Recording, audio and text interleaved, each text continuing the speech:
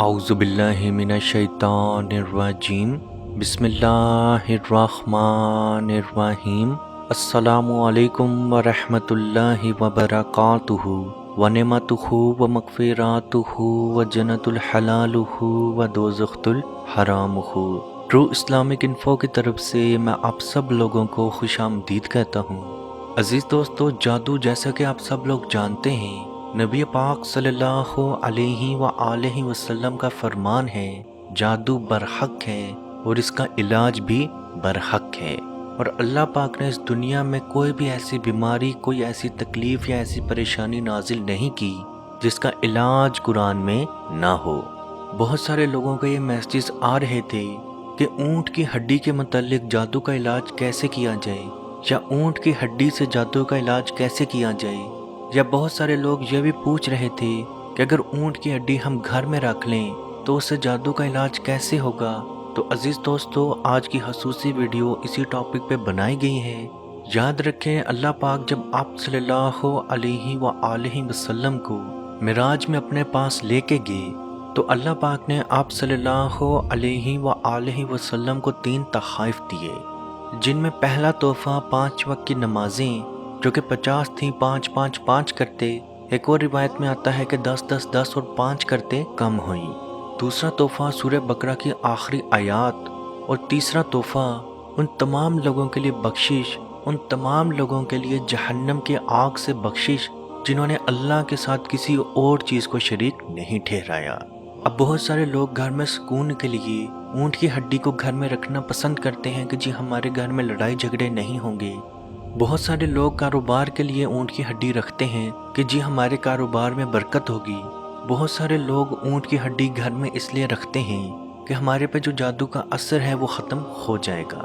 تو یاد رکھیں، کوئی بھی چیز، ایسی چیز جس سے آپ مدد مانگیں یا جس کے اوپر آپ یہ سوچ رکھیں کہ یہ آپ کو شفا دے گی، یا آپ کو صحت دے گی، یا آپ کو منافع دے گی، یا آپ کو فائدہ دے گی، تو وہ شرک ہے، کیونکہ شفا، فائدہ، نفع، نقصان سب کچھ اللہ دیتا ہے۔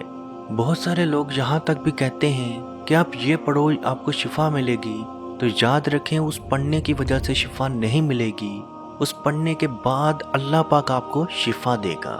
تو اس چیز کو بالکل صاف صاف اور واضح رکھیں کہ کوئی بھی ہڈی، کوئی بھی تعویذ، کوئی بھی ذکر، کوئی بھی عالم آپ کا علاج نہیں کر سکتا یا آپ کو شفا نہیں دے سکتا۔ شفا صرف اور صرف اللہ پاک کی ذات دیتی ہے۔ تو اسی ذات سے آپ مدد مانگیں، کیونکہ جنات کا پیدا کرنے والا بھی وہی، ہمیں پیدا کرنے والا وہی، اور دنیا میں جو بھی علم موجود ہے، اچھا برا جیسا بھی علم ہے، اس کا پیدا کرنے والا وہی۔ تو آپ اس سے مدد کیوں نہیں مانگتے؟ نبی پاک صلی اللہ علیہ وآلہ وسلم کا فرمان ہے، قرآن کی تلاوت کیا کرو، یہ اپنے پڑھنے والوں کے لیے سفارش ضرور کرے گا، اور سورہ بقرہ کی تلاوت کیا کرو، اس کے اوپر جادوگر اپنا اثر نہیں رکھتا۔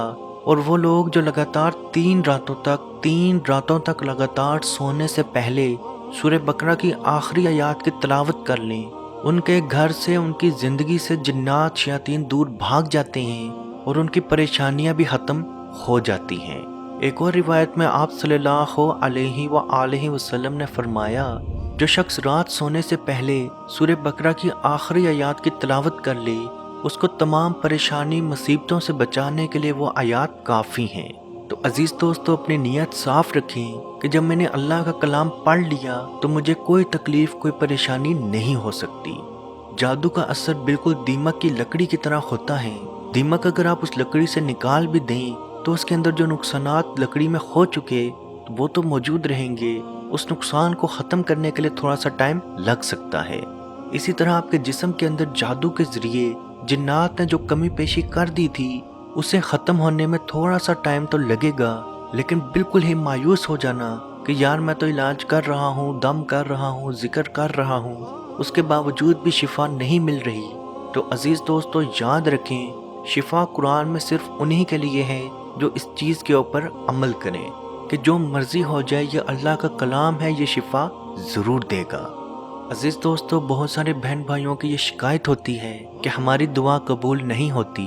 تو جو شخص رات کو سوتے ہوئے اٹھے، یعنی کہ آپ رات کو سوئے اور اچانک سے اٹھ گئے، اور اٹھتے ہی اگر آپ یہ دعا پڑھیں، اور اس دعا کو پڑھنے کے بعد آپ جو بھی دعا مانگیں گے وہ اللہ پاک کے حضور مکمل طور پہ قبول ہوگی۔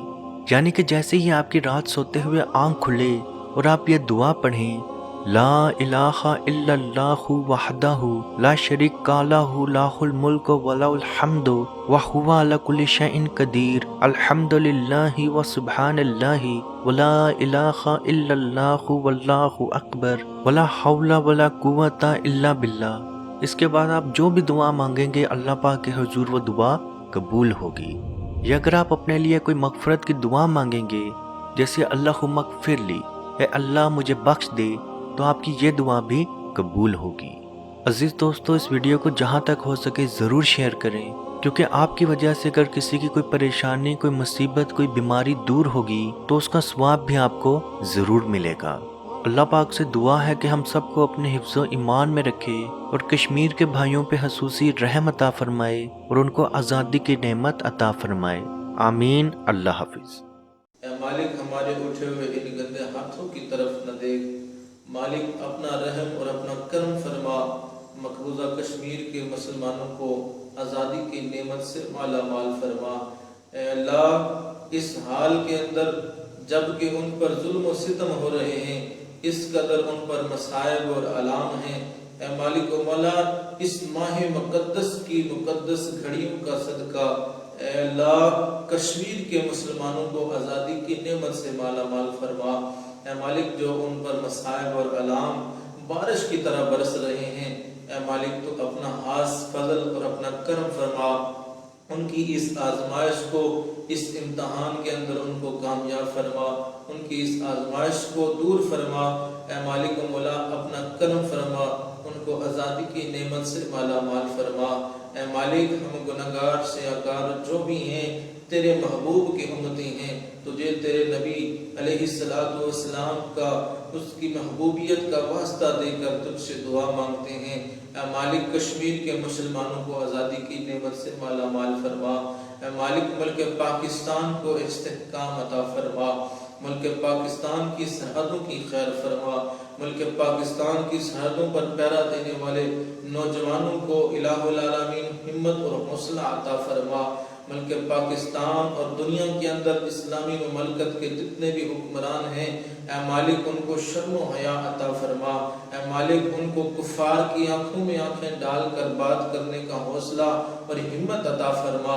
اے مالک و مولا، اسلامی ملکوں کو اکٹھے ہو کر اے مالک و مولا کشمیر کی سلامتی کے لیے، حق حدرادیت کے لیے آواز اٹھانے کی توفیق عطا فرما۔ اللہم ربنا تقبل منا انکا انت السمیع العلیم وتب علینا یا مولانا انکا انت التواب الرحیم۔